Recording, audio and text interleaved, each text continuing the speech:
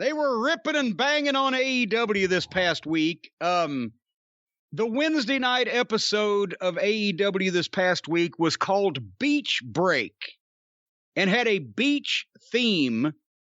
It's January, and they're in Cleveland. How was this a beach break?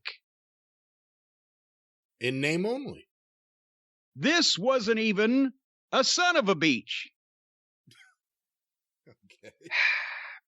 Anyway, well, Cleveland does have beaches. You just can't see them now this time of year because of the ice and pollution.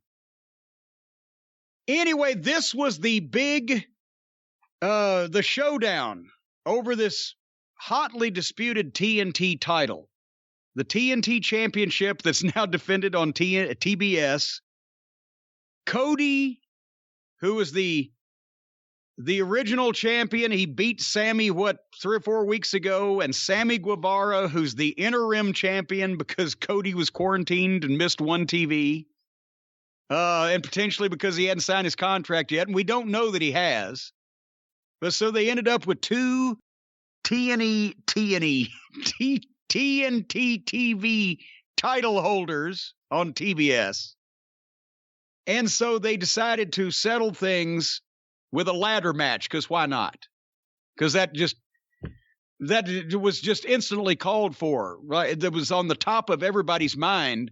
Well, why don't they have a ladder match?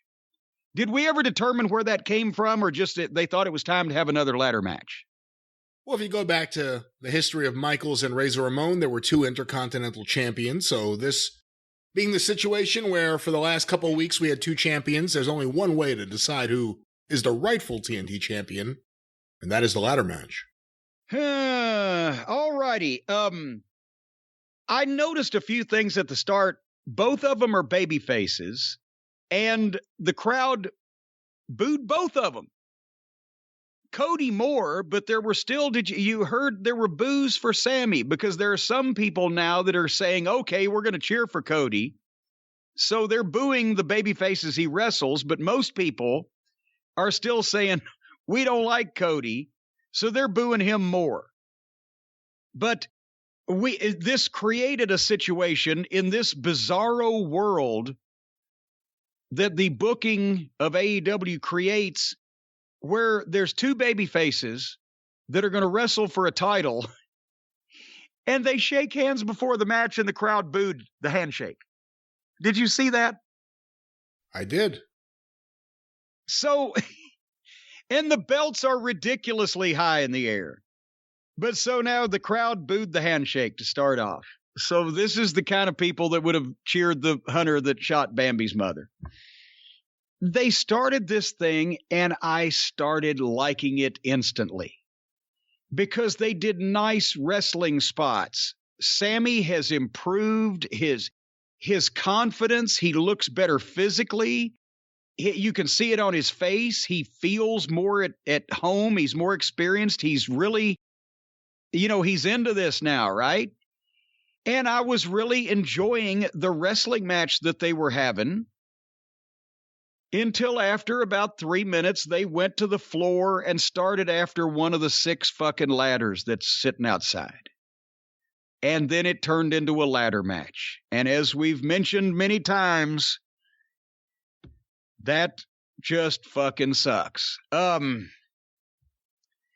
Cody got a big ladder and bridged the ring to the rail with it, and then left it sit there, so it's going to come into play later on. They're fighting on the floor. They go over the rail way out into the crowd, and they're fighting in the arena, nowhere near the ladders. Why are the 2 baby faces out in the arena like 2 mortal enemies that want to kill each other, fighting nowhere near the place and the equipment that they can use to win the match? This wasn't a blood feud match. Sammy didn't, attack Cody from behind and steal his title. Cody never fucking held Sammy down and sodomized his Dalmatian. They just feel like that Even though they're putting a hat on a hat, even though they're already doing one gimmick match where they got to climb shit, they have to go out in the arena and check that box off for every indie wrestling fan's dream. Oh, they're fighting in the arena. Anybody can do it. Doesn't take any talent. These guys are good. They can work. That's why I wish they weren't having a ladder match, because they could actually have a good match.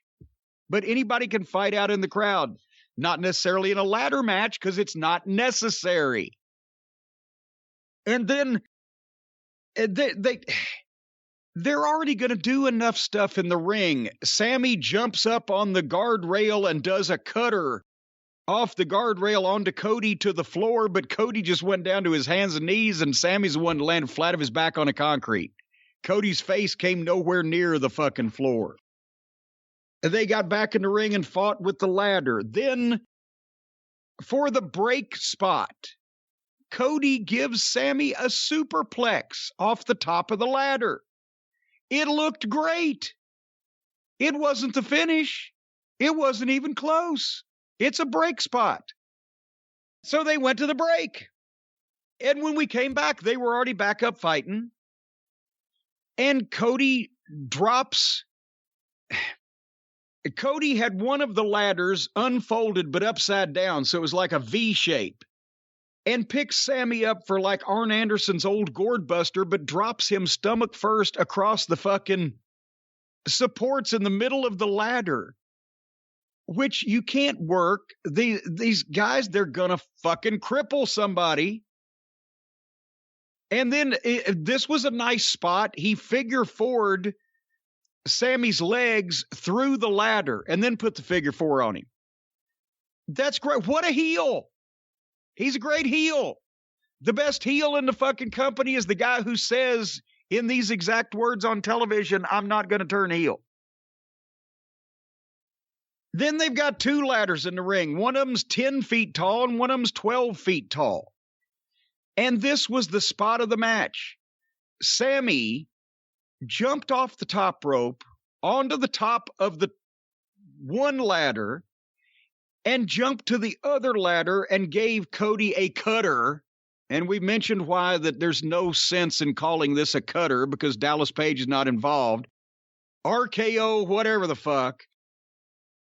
Gave Cody that off the top of the big ladder from the small one, and they took the bump perfectly.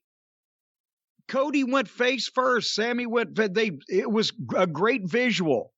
It was perfectly done. It was not only one of the bigger bumps that you'll ever see, but also one of the more spectacular setups and springboards into it. I couldn't believe it. Neither could the people after they sold it for 15 seconds and got back up and started climbing ladders. And then they had both ladders, and one guy was on each. And then Sammy was trying to climb, but his back was to Cody. And Cody grabbed him, and Sammy kind of leaned back for him. Okay. Cody hooks Sammy and gives him the crossroads off the ladder to the ground. And Sammy sold it motionless like death while Cody set the ladder up, and Cody starts climbing the ladder. Sammy's been flat of his back for 30 seconds. Cody's almost up the ladder. Sammy pops up and runs up the ladder behind Cody, fresh as a daisy. And now they're both hanging off the trapeze that the belts are hanging from, that obviously they've reinforced for this spot. And as they're both hanging from the belt apparatus, Sammy drops, and then Cody drops. And Brian, do you know what they just did there without even realizing that they did it? What's that? They both took the scaffold match bump. Think about it. They're hanging from the thing that's 20 feet in the air and they drop to their feet. The match is not even over yet. They won't finish this fucking thing for anything in the world. Cody has given Sammy a crossroads off the ladder and a superplex off the top of the ladder. Sammy gave Cody a cutter off the top of the big ladder. And now they've both just taken the scaffold match bump. all in the same match on free television that honestly people aren't going to remember next week because they're going to have some other fucked up stunt show that'll surpass this. And in a lot of these spots, poor Paul Turner, the referee, I loved him in Ring of Honor, great guy. We didn't bury him. We gave him some authority. He's just useless there like the rest of the referees, but he's actually on camera holding the ladder so that they can do these goofy spots. The referee was holding the ladder. I mean, one time, Brian Hildebrand, Mark Curtis, bless him, Tracy Smothers and Chris Candido are having a ladder match. I want to say it might have been in Beckley, West Virginia. I don't know where it was. It was the Bluegrass Brawl, wasn't it? It was the Bluegrass Brawl, son of a bitch, the big one in Pikeville.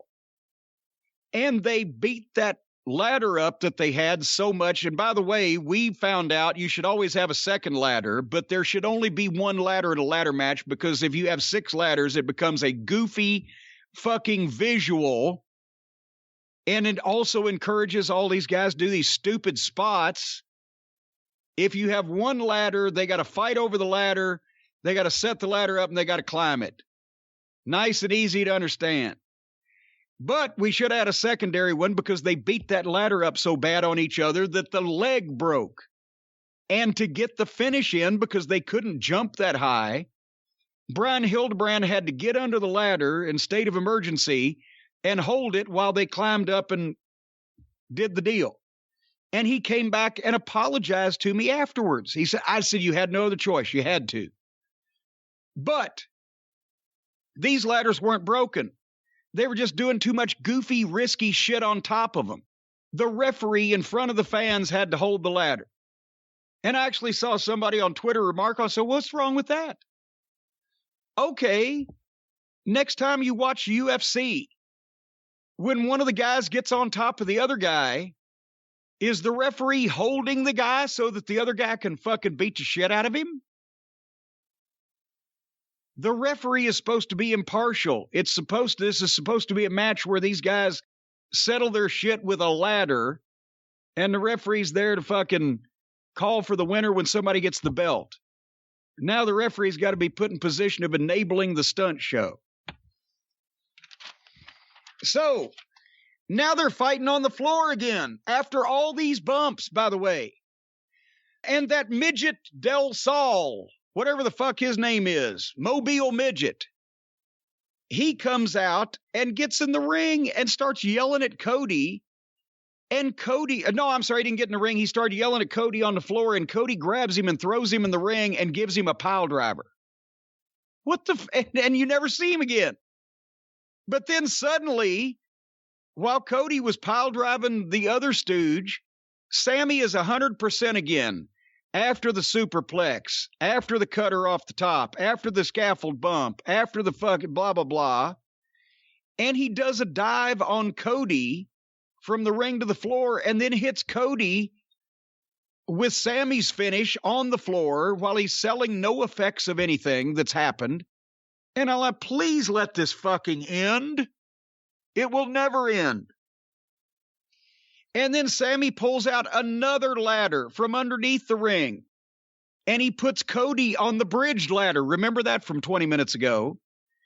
And Cody lays there for 45 seconds while Sammy climbs the big ladder, stands on the top of it, does a senton off of it, and lands right on Cody Rhodes. The ladder didn't buckle. Cody did. Both of them wrist. Sammy just bounces right off the fucking thing to the floor. Both of them risking breaking their necks for a phony spot that people won't remember next week, and it still wasn't the finish. And here's the thing. If Sammy could put Cody on that bridged ladder and he would lay there for 45 seconds while Sammy climbed this giant ladder, stood up there, prayed and made the sign of the cross and all this stuff like I'm a crazy idiot, which he is, and then dives off and Cody never moved. Why didn't Sammy just get in the ring and go climb and get the belt? I don't understand. But after Sammy took that bump and bounced off Cody and knocked all the air out of Cody, within 30 seconds, Sammy had rolled into the ring and climbed the ladder. But fortunately, Cody did the same thing. After the fucking guy dove off a 15-foot ladder and just landed right on him and crushed all the air out of him, Cody managed to run up the other side so they could fight on the top. And then Sammy grabbed one of the belts and hit Cody in the head with it, and he took the bump, and Sammy got both belts. There were 5 or 6 more impressive bumps in that match than the one that the finish came from, but none of those won the match because the way they had set it up, it wasn't time. This was not Razor Ramon and Shawn Michaels. This was a stunt show. Cody Rhodes and Sammy Guevara, both great in the ring. They would have had a good match if they'd have had a regular match. They've had some. This wasn't one because it sucked. Because it was ridiculous. They can't have these ladder matches anymore without stuntman bullshit and constant furniture. Why do you need to use other furniture in a fucking match with a ladder? Why do you need 6? Why do you have to take every bump possible off the top of these ladders to show that nothing is going to hurt you and nothing works, even though probably a lot of them hurt, and then win the fucking match with a simple little bullshit because it's time? Michaels and Razor never lost sight of this as a contest where 2 of us opposing each other are supposed to get this ladder, climb this thing, and get the belt. That's all they needed to work with. And it was preposterous in its own way, but it made sense. Nothing was out of the way. Nothing was ridiculous. They built the thing as it went. The bigger amount of punishment came toward the end. But since then, every one of these guys that wants to have a ladder match is going to try to make it more complicated and more illogical and less sensible and require more cooperation from the opponents to do a bigger stunt show that registers with people less and less because they see more and more. And this was an example. As I said this one time, and I found out old Colt Cabana heard it, and he wasn't happy. Well, you know what? I don't give a shit. He's standing there waiting to run in at the Hammerstein Ballroom one night when El Generico and Kevin Steen are having their ladder, table, chair, Home Depot fiasco. And I'm on the stage. I said, this is everything that's currently wrong with modern wrestling. Furniture and garbage in the ring and setting up stunts to enable each other to fall through shit for meaningless pops from people that all they want to see is a goddamn car wreck. That's why we're in the position we're in. That's why all these guys have short careers. That's why they're constantly undergoing surgery. And that's why that they're expecting to get more money per head out of an ever-dwindling base of fans because none of this shit means a goddamn thing anymore. And they can't believe that any of this could hurt anybody because they're not told that it does. The idea of working is that shit that doesn't really hurt you is made to appear to. What the son of Dusty Rhodes, the grandson of a plumber, and slappable face Sammy did here was the opposite. They managed with this performance to convince people that absolutely none of this shit hurt them in any way, even though it did. Your fucking thoughts. I liked it. What? I liked it. You know what? I find Cody so funny. And I think he's the best heel in the business. And I thought this is an example of what he is as a heel. Despite some people cheering him, he was a heel here. Well, yes, he was. Yes. Look, I knew what it was going to be, and I knew what it wouldn't be. I prefer this to a 6-person ladder match or an 8-person ladder match. It was just two people, and of course it gets ridiculous. Some of those spots, I mean, the superplex, where he held them up for a while, that was pretty cool. But there were a lot of spots where I'm like, God damn. You know what? I'll tell you what, that was the smartest thing they did. Do you know why they did it that way? Think about this. Think about the fucking physics. If you're going to superplex a guy off the top of the ladder and you boost him and go backwards in one motion, your feet, as you go backwards, are pushing that ladder out from under you. Right? That only makes sense because of the way that the motion is going. He picked Sammy up because Sammy's not that heavy and Cody's pretty stout. He picked him up and had him straight up in the air, and Sammy's right hand was on the top of the ladder pushing up so that they were straight up and down and there was no motion going anywhere, and then they had to just fall backwards so the ladder stayed up. That was they're taking the bumps smart, but they're not smart bumps to take. Go ahead. I'll be very honest with you. Once you said they were taking the Starrcade 86 scaffold bumps, I never even thought of it that way. But then when they're holding on to that thing and falling off, those are the bumps you took. The only thing is they don't have Bubba trying to catch them. Yeah, well, but also Bobby took it. Also Dennis took it. And the people went crazy. And they sold it like they couldn't walk. Bobby did turn his ankle. I obviously didn't have to sell, but you stayed down. That was the end of it. That one spot where Cody was laid on the ladder on the floor and Sammy dove and, he hit Cody hard, but if you watch the way Sammy spun right underneath him and is almost like he bent in half. I was waiting for one of these guys to get seriously hurt. Thank God they didn't. I'll say it here because it seems to happen a lot with Sammy, but there are going to be a lot of guys with major hip issues at a minimum from the dives where no one catches them at all, where it looks great and they're high up and they flip, and then they just land on the mat next to a guy that's standing there. And it happens to Sammy, it seems, more than others. Right finish. I don't think they should have had Cody go over here. No.